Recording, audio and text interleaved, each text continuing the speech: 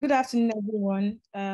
Thank you once again for joining us in this edition of our monthly webinar. I'm Yobosa, and on behalf of the Nigerian Association of Medical Physicists, I welcome you to this interesting webinar. Today, we have a speaker, a friend of the house, a very committed member of NAMP, Mr. Akintayo Omojola, a medical physicist at the Royal Infirmary Hospital, Edinburgh, Scotland. He'll be speaking to us today on the topic, what medical physicists in diagnostic and interventional radiology do.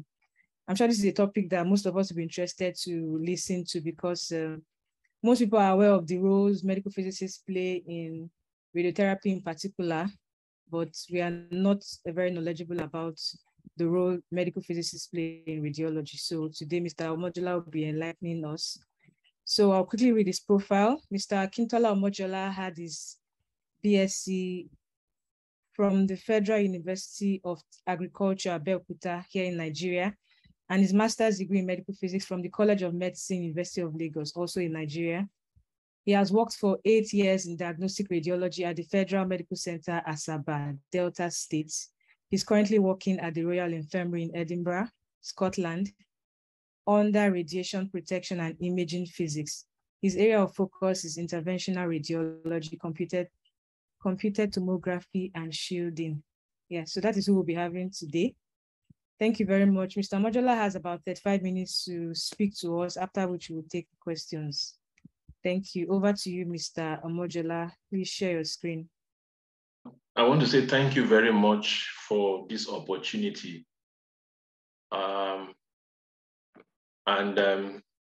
I want to thank the association, NAMP, the entire executive, and the entire members for this opportunity to actually speak on this topic to us. And I hope it is going to be informative, and it is going to drive home cogent points that will really help those in diagnostic and interventional radiology, which is having itches. I would say so much itches currently in Nigeria because you don't have qualified personnel to train people in those areas, to train medical physicists in those areas. For sure, I would not be spending so much time. And I don't know if you can see my screen. Yes, we can. I would start by introducing myself. I'm Akintayo Daniel Omojola, and the topic we'll be considering today is what medical physicists do in diagnostic and interventional radiology.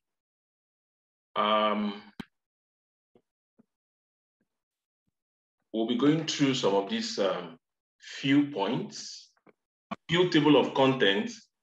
Who is a diagnostic medical physicist, which I have written as DMP, credentials of a diagnostic medical physicist, departmental roles, role in radiology, that is the main X-ray, A&E, NNU, ICU, OPD. There are several departments. Roles in interventions, cath lab, endoscopy, angiography, orthopedic, and several clinic. Roles in nuclear medicine, radiotherapy, even in the morgue, administrative role, teaching, research, and collaboration with other NGOs. I believe you can hear me clearly. Yes, we can hear you. So who is a diagnostic medical physicist? Or I would say DMP. A diagnostic medical physicist is someone who has a postgraduate degree in medical physics in any accredited university with clinical training in diagnostic imaging. The person could also have any related degree in physics or engineering, but with clinical training in the area of medical physics. So I want us to underline that word, clinical training, which is very key.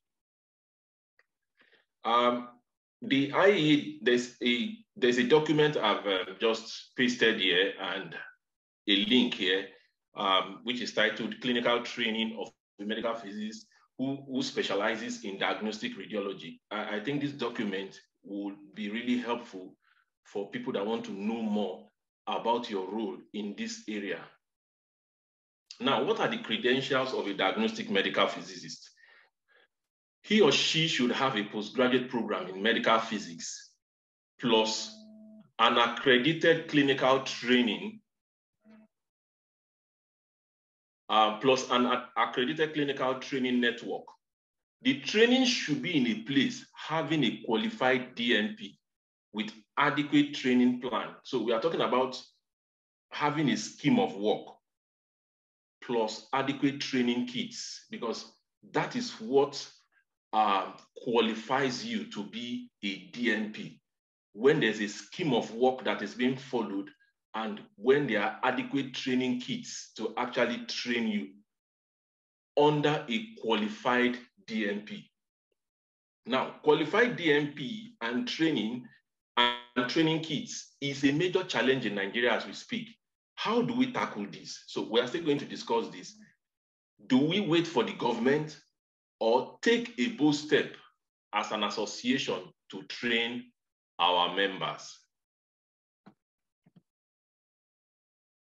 So, like, what are your departmental roles? Like every other unit within the radiology department, the DNP performs radiological physics services in and out of the hospital. So your role is a service role, is a department that offers services. And this could be under ionizing and non-ionizing radiation.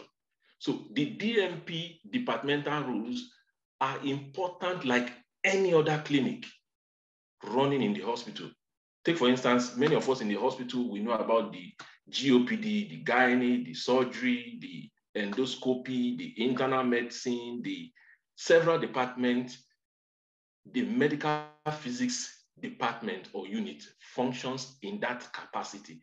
So when you don't function, radiological services are done blindly. You must be aware of this. And I have a link there. It's actually a study I conducted in NNU, neonatal unit.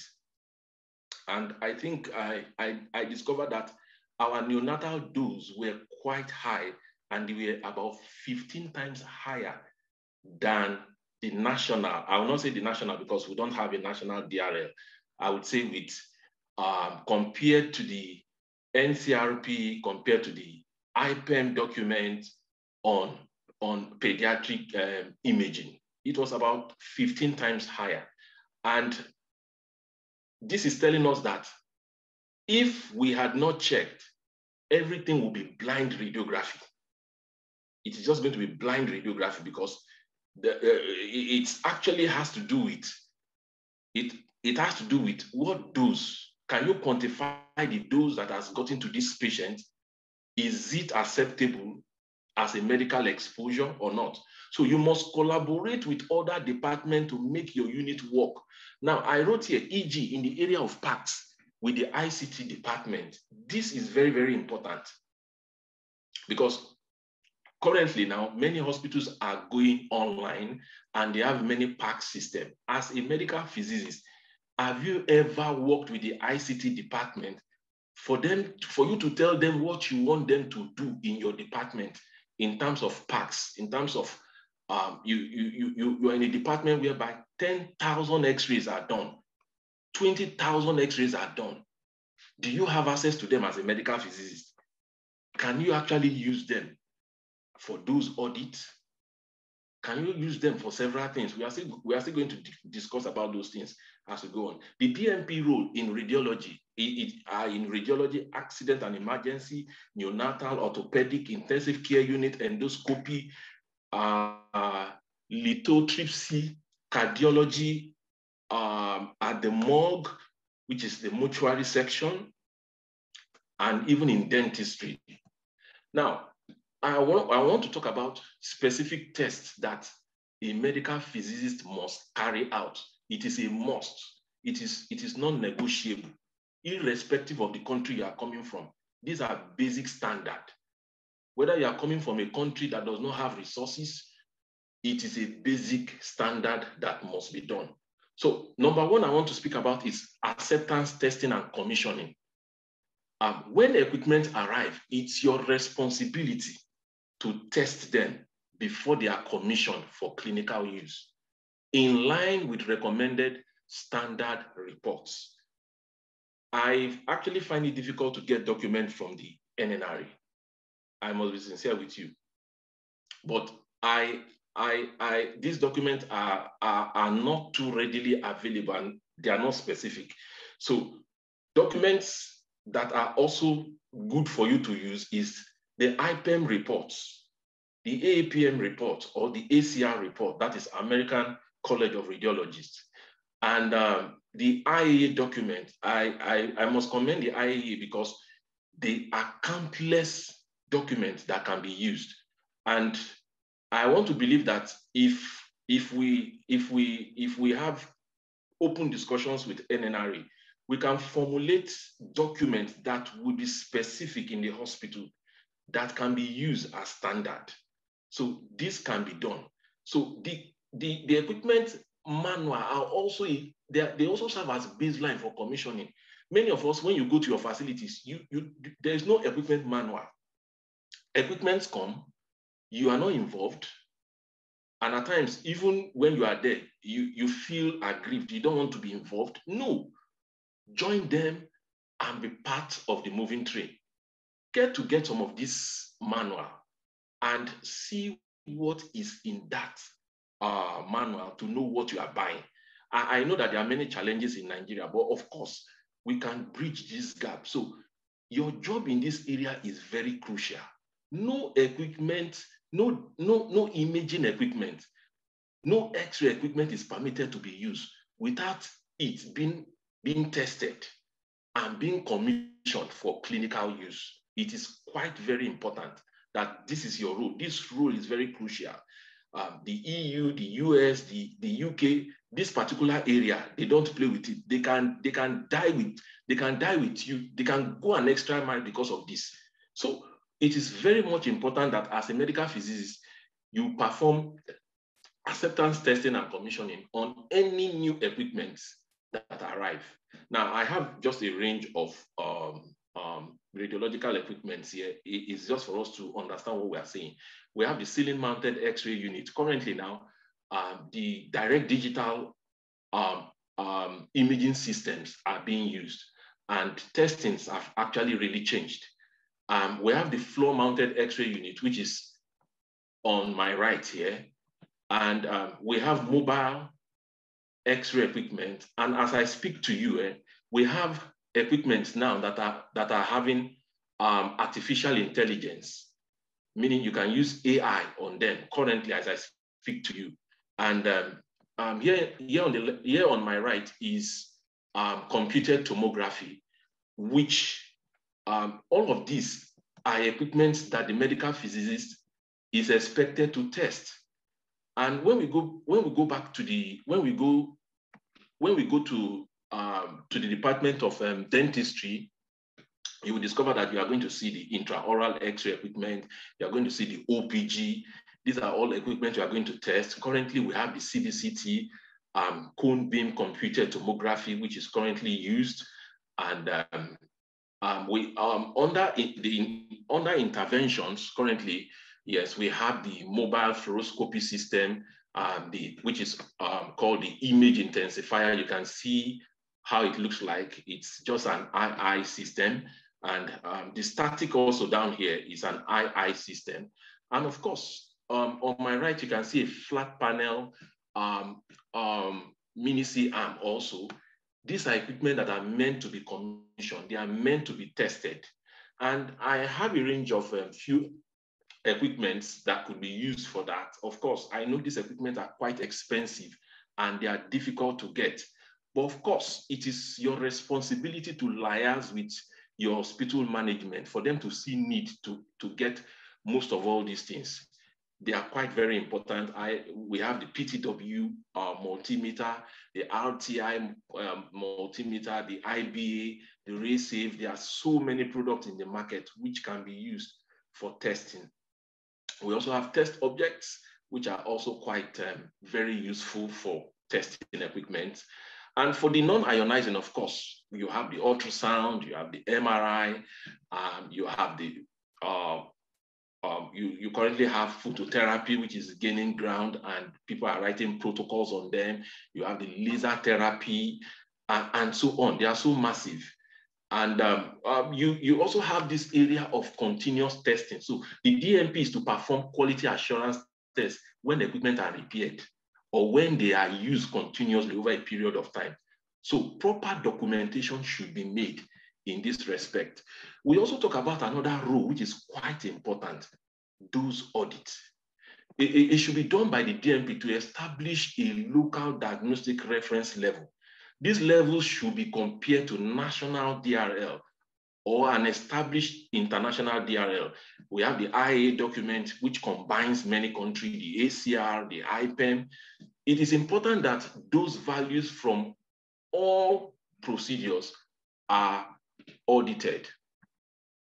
Now, we'll talk about protocol optimization. The DMP is to investigate unusual high DRL from different exams and swing into action to optimize them.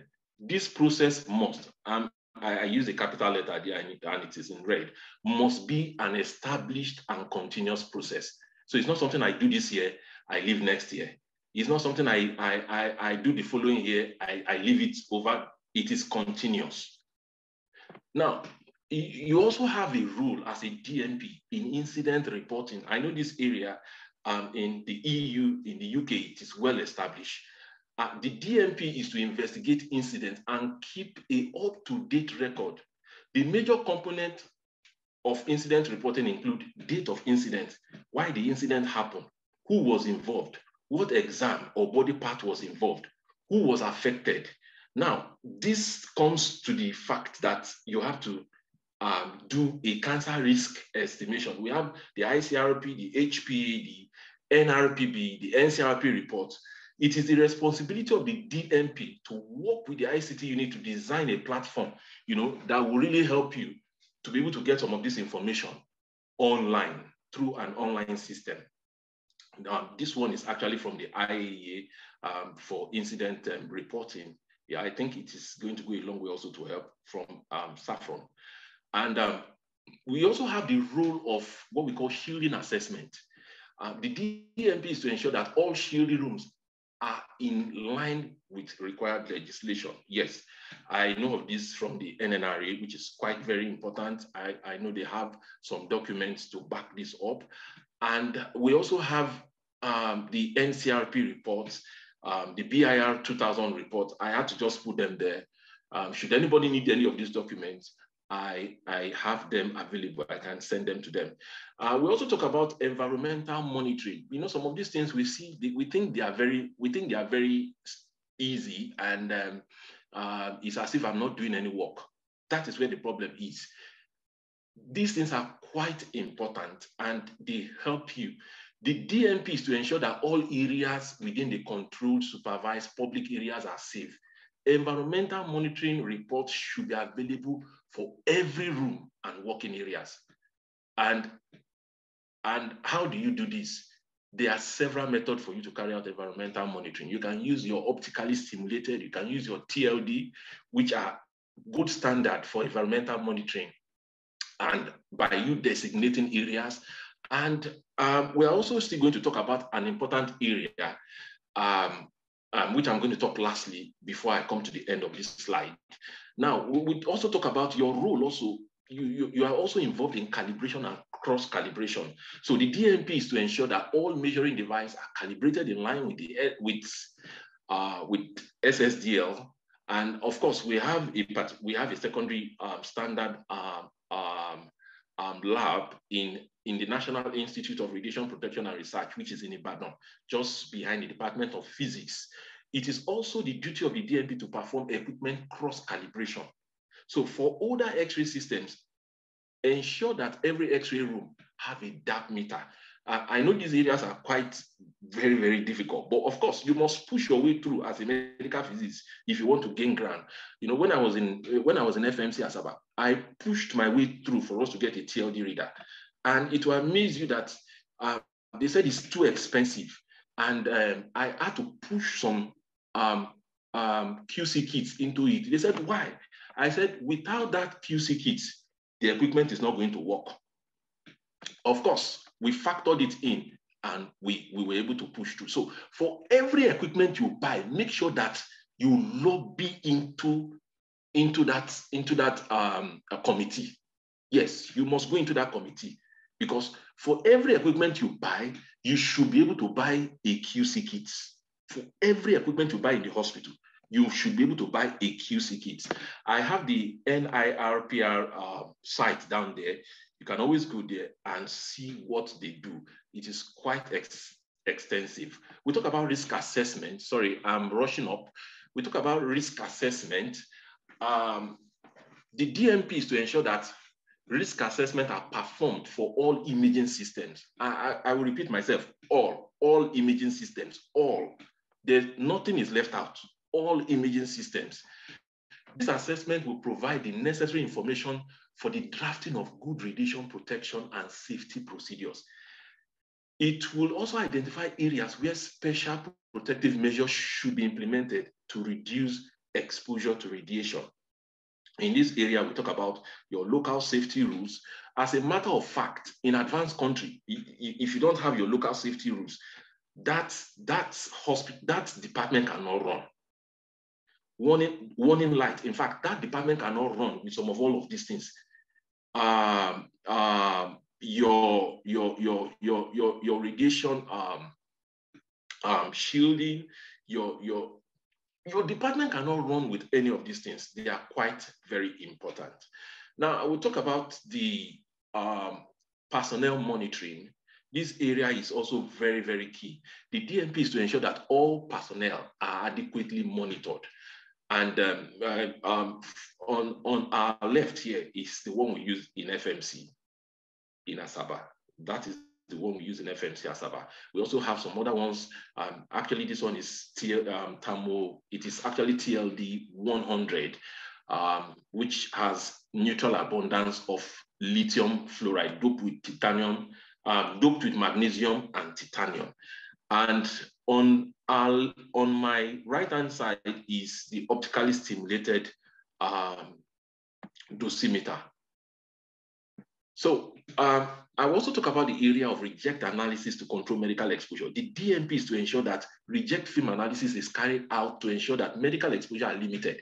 In this case, in the case of film screen radiography, which is common in Nigeria, it is your responsibility to keep record, ensure rejected films are recorded, and the reason for the reject.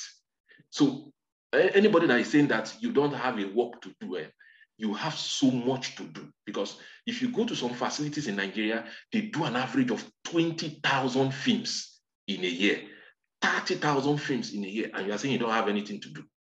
You have so much to do. In fact, if you are 5, you are not enough in that department. That is just the truth. When I was in FMC, I think we have up to like 10 X-ray equipment, and imagine only me going around the 10 X-ray equipment. Is it possible? It's not possible. We have the dental department, we have the orthopedic surgery where we have the mini CM. All of these things are not possible for one person to do. So it is absolutely impossible. So you have so much to do round the year. Now, roles in nuclear medicine and radiotherapy. You also have the role of environmental monitoring and shielding, which is very, very common because as a medical physicist, you may be called upon to provide services in nuclear medicine and radiotherapy in the area of radiation monitoring and shielding. Also commissioning QA and QC. As a DMP, you may also be called upon to provide services in commissioning and testing CT simulators, CT SPECT, CT PET. These areas are very, very important. It's also same even in the morgue. You know, I was passing through the morgue, and one of my senior colleagues said, we'll be going in here in some few weeks to do some testing. And I was like, the morgue now, it is important. So Anywhere you have imaging equipment, you are there. So what are your other roles? You have administrative roles, attending meetings, clinical meetings, liaising with service providers, which is very, very common. You want to buy some QC kits, you have to liaise with service providers. I know when we got our TLD reader, I was on my system day and night with guys in Freiburg in Germany. We were talking and we were making things happening. When we bought some QC kits, I was with IBA, I was liaising with them. So you run an administrative role. Even if your secretaries receive mails, they still return those mails back to you. And there's more administrative work to do. Even as you climb up the ladder, you supervise areas, you go on, the job is quite enormous.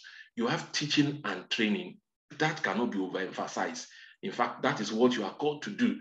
You teach and you train. And currently in Nigeria, we have a training network for the postgraduate medical college whereby senior colleagues teach and then they train resident doctors who want to specialize in the area of radiology and intervention and in radiotherapy, and even in other areas in endoscopy, in cardiac characterization, in angiography. These areas are quite elaborate. You are also involved in research. So if you're a medical physicist currently in diagnostic radiology and you are not doing research, sincerely yours, you are not doing anything. You are whiling away time. And it is time for you to wake up and get into research, because without research, you don't know what your problem is. And collaboration with other NGOs, this is quite important. It was so amazing when I was called to the DSS to come and talk about radiation, and it was amazing that they know nothing next to radiation. It was quite impressive. I go there every year to tell them about radiation and the use of artificial sources and stuff like that. So it was quite interesting. I think I'll be stopping here because of time. So for questions, you can reach me definitely on my email. Thank you all for your time.